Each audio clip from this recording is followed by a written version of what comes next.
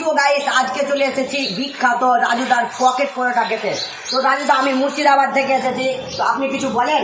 খুব ভালো লাগলো তোমাকে মুর্শিদাবাদ একটা এত সুন্দর জায়গা থেকে আসার জন্য।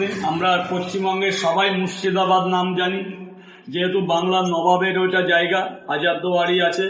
তো সেই এখান থেকে কলকাতার বুকে এসে এই ছোট্ট ভাইটা পরোটা খেতে, তার জন্য ভাইকে কিন্তু একটু সাপোর্ট করতেই হবে। এরকম আরো নানান ভিডিও দেখার জন্য তোমাদের টাকা পয়সা দিতে হবে না, জাস্ট একটু ভালোবাসা, একটু সাপোর্ট, একটু লাইক কমেন্ট করো, যেন ভাইটা আরো দূরে এগাতে পারে, আরো ভালো ভালো কিছু তোমাদের মধ্যে তুলে ধরতে পারে।